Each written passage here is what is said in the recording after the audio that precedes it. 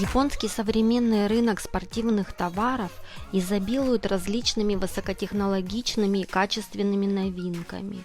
Сегодня, заглянув в магазин Sport Depot, по-русски это скорее всего будет звучать как Sport Depot, предназначенный не только для профессиональных спортсменов, но и для любителей, поговорим о качестве японского ширпотреба.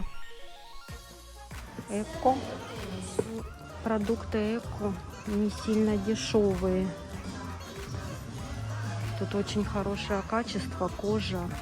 В целом японцев трудно удивить чем-то высокотехнологичным, потому что они, собственно, и живут в мире высоких технологий. Поэтому, если речь идет о каких-то инновационных продуктах, то каждый японец, вероятнее всего, будет делать упор только на качество. Найк же это. Под словом «высокотехнологичность» будет иметься в виду не наличие каких-либо суперсовременных гаджетов или устройств, встроенных в обувь, кепку или браслет. Нет. В данном случае будет иметься в виду применение определенных новаторских изобретений, которое, к примеру, улучшит бег спортсмена или поможет воздуху лучше циркулировать под спортивной футболкой, или, допустим, даст быстро высохнуть спортивному костюму от пота, или даже может снизить утомляемость. Множество кроссовок. Le Coq Sportif, французская обувь. Цена тоже не маленькая. Неплохие. Конверсы по 5280. Продается все, начиная от шнурков и заканчивая, там, не знаю, ракетками. Вот Рокси. Кстати, Рокси тоже очень такие прикольные на девочек. Очень легкие такие у них тапки, кеды. Везде скидки. Сапоги резиновые, Dunlop. На фоне существования огромного количества разнообразных спортивных секций, кружков и вообще увлечения молодыми людьми спортом, гардеробы как детей, так и взрослых изобилуют наличием спортивных вещей различных брендов. И когда японцы решают заняться спортом, они целиком и полностью заморачиваются, совершая покупку и выбирая для себя новейшую экипировку или снаряжение. Одним из последних увлечений среди молодых являются горные лыжи и сноуборд, поэтому, когда приезжаешь на очередную горнолыжную базу, то в глаза сразу бросаются пестрые отряды девушек и парней в самых модных из последних спортивных коллекций экипировках. Вот это вот штучки одевать на сапоги, чтобы не забивался снег. Сапоги. Ой, господи, где мой мужчина с таким прессом? Среди огромного количества зарубежных брендов, которые можно встретить в различных спортивных магазинах, есть поистине легендарные, но японцы любят патриотично поддерживать отечественных производителей, которые стояли у самых истоков зарождения японской спортивной индустрии. Одним из таких можно безусловно считать компанию Mizuno, которая известна как производитель высокотехнологичной спортивной одежды, обуви и спортивного инвентаря для занятий различными видами спорта. Mizuno разрабатывает кроссовки самых разных видов для бега, для футбола, волейбола, тенниса, гандбола, гольфа, регби и легкой атлетики. А в нулевых компания разработала нашумевшие плавательные костюмы под названием «Быстрая кожа» с низким сопротивлением, которые стали предметом бурного обсуждения в мире плавания. На тот момент Mizuno создали новый офис по экологии и маркетингу в области фитнеса, а позже предоставили еще один сюрприз – серию одежды «Ледяное прикосновение», изготовленной из высокотехнологичного охлаждающего материала, которая впоследствии стала хитом. На тот момент атлеты, использовавшие продукцию Mizuno на Олимпиаде в Сиднее, завоевали 28 медалей, 12 золотых, 7 серебряных и 9 бронзовых. Сейчас логотип в виде треугольной летящей птички на очередных Олимпийских играх уже можно наблюдать не только на экипировках японских спортсменов, но и на самых известных мировых звездах спорта. Зимний сезон начался, выставили зимнюю обувь, а очень-очень практичная обувь. И ходить в слякоть и в мороз очень даже хорошо. Именно вот в погоду в такую. Ну, она, конечно, по дизайну не очень, но в принципе, для Хоккайдо нормально. Японские спортивные магазины предлагают своим покупателям не только экипировку для занятий профессиональным спортом, но также спортивную одежду и обувь для повседневного пользования, потому что она удобна и практична.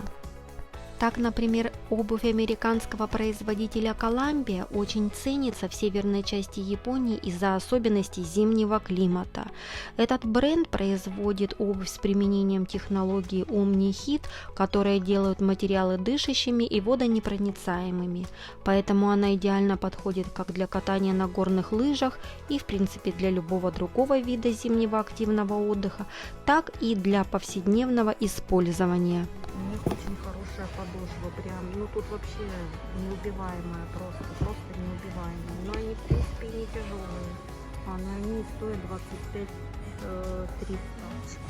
И вот такие вот еще, как валенки свои. Вот Колумбия. Вот у Колумбии всех идет вот такая прокладка, которая держит тепло в ботинках. Еще один бренд с аэроотталкивающим, мне кажется. Арумия, да. Короче, которая сохраняет тепло.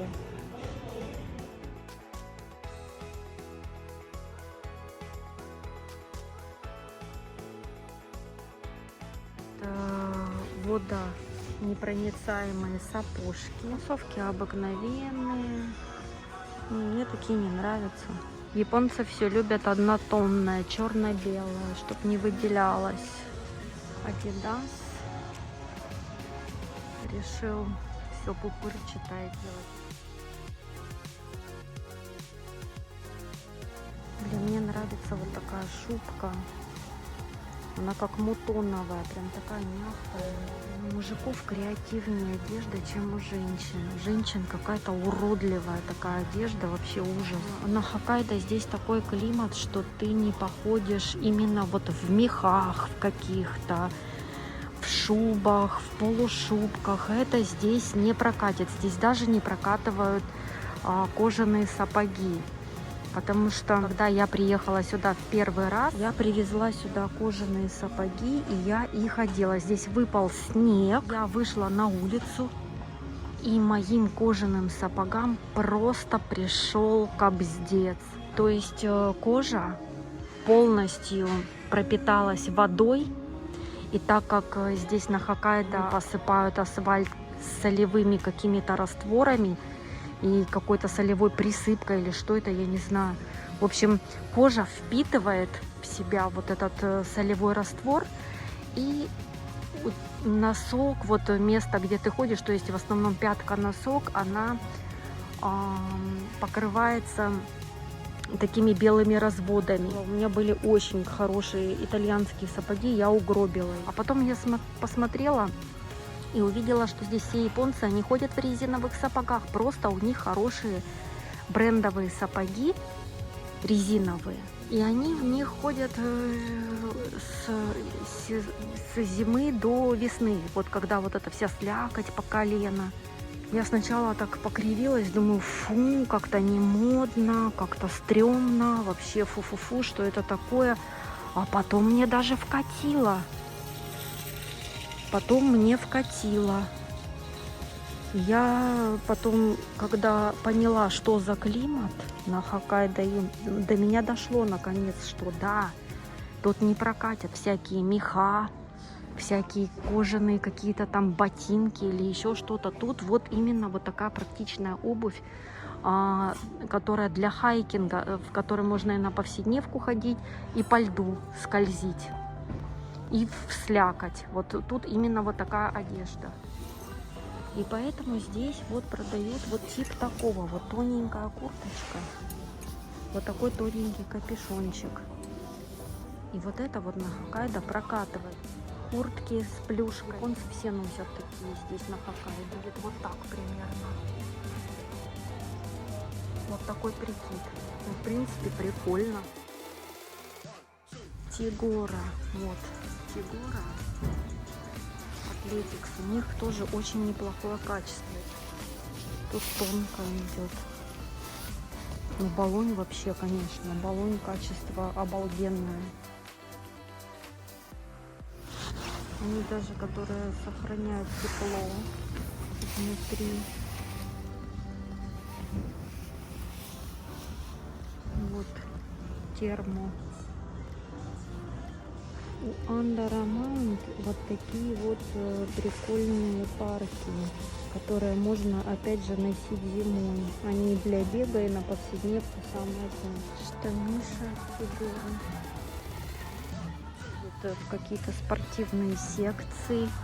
Секции бадминтона, секции тенниса и так далее. И еще плюс еще здесь отдел для гольфа.